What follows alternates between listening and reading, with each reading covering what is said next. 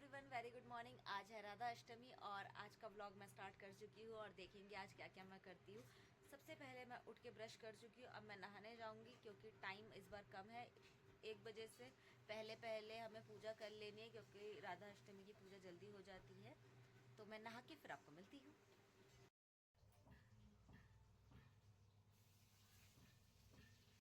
मैं यहाँ पूजा करने बैठ गई हूँ और सबसे पहले इन्हें स्नान कराएंगे पंचामृत से। जैसे जन्माष्टमी मनाते हैं उसी तरीके से राधा अष्टमी मनाई जाती है। तो सारा प्रोसेस आपको पता है, मैं दोबारा इतना लंबा प्रोसेस दिखाऊंगी नहीं, शॉर्ट फॉर्म में इसे ख़त्म करते हैं व्लॉग को। ये मेरे कान्हा जी आ चुके हैं स्नान। अच्छा, अभी आपको थोड़ा सा नॉइज सुनाई दे रहा होगा, उसके लिए सॉरी, बिकॉज मेरे घर के पास कंस्ट्रक्शन का काम हो रहा है।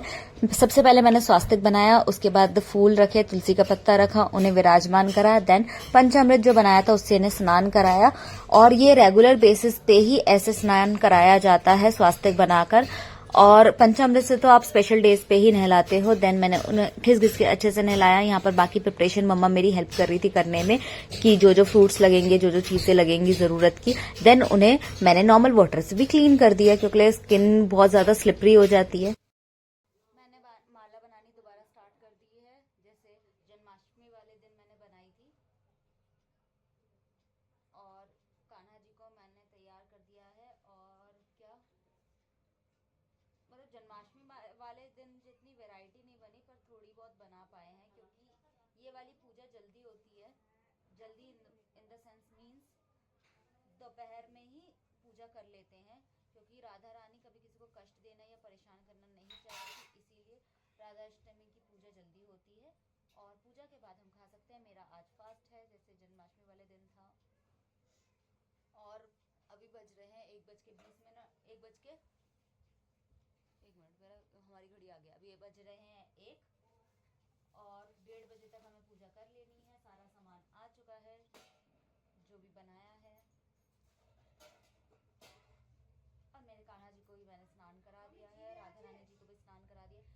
वैसे अलग से राधा रानी की हमारे पास मूर्ति नहीं है, लेकिन हमारे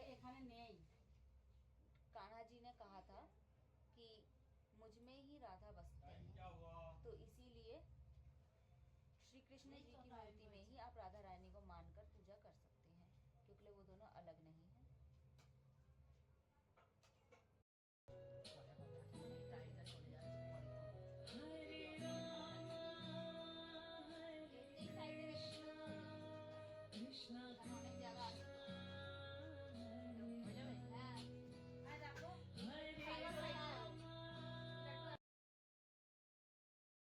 यहाँ पर सब में मैं तुलसी के पत्ते रख रही थी, जो भी प्रसाद हमने बनाया था भोग लगाने के लिए।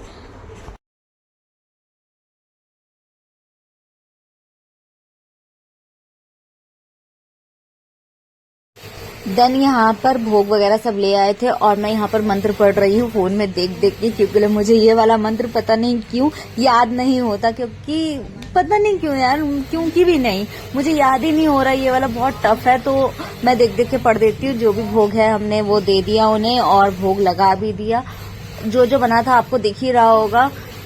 पूड़ी बनी थी और बहुत सारी चीजें बनी थी, मुझे पर्टिकुलरली नाम याद नहीं है क्योंकि मैं वॉइस ओवर बाद में कर रही हूँ। आपको जूम करके मैं दिखा दूंगी। 5 तरीके की फ्रूट्स की वैरायटी थी और खीर, दूध, दही, उसके बाद पूड़ी, हलवा, यही सभी था। देन मैंने आरती करी थी। आरती करने के बाद मेरे बाद आई थी मम्मी अपनी पूजा करने, आरती करने, और क्या था, बस यही सब था। अभी मुझे और कुछ याद भी नहीं आ रहा। वॉइस ओवर करने में मैं बहुत ज्यादा लेट हो गई हूँ। 31 को राधा अष्टमी थी और आज है 2 सितंबर, और अभी भी मैं वॉइस ओवर कर रही हूँ। कोशिश करूंगी मैं आज ही पोस्ट कर दूं, वरना कल पोस्ट करूंगी। इंटेंशन तो आज ही है पोस्ट करने का, उसके बाद टाइम नहीं मिलेगा और बहुत ज्यादा लेट हो जाएगा। और जो जो मंत्र मुझे आते हैं वो मैंने बोल दिए। बस एक मंत्र में मैं अटक जाती हूँ और वो वाला सबसे पहले आता है मंत्र। भोग लगाते वक्त, सुलाते वक्त इस मंत्र की जरूरत पड़ती है और यही मैं भूल जाती हूँ हर बार।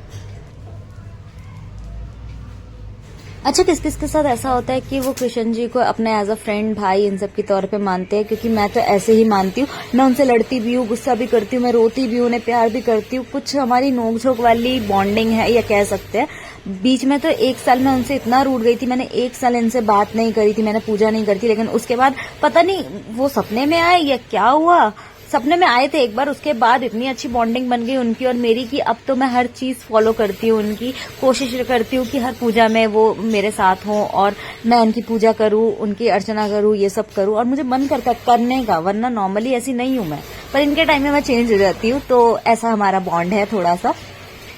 तो पूजा हो गई, सब कुछ हो गया है, मैंने भोग लगा दिया है। अब मैं खाऊंगी, मम्मी खाएंगी प्रसाद जो बना है। एंड पूरे दिन में क्या क्या करती हूँ इस ब्लॉग में हो सके तो मैं दिखा दूंगी, वरना यहीं पर ही एंड कर देंगे। चलिए bye bye, take care, good night. Good night क्यों बोल रही हूँ, अभी तो दोपहर हो रही है। आपके लिए गुड नाइट, क्योंकि अगले रात में शायद मैं ब्लॉग अपलोड करूंगी।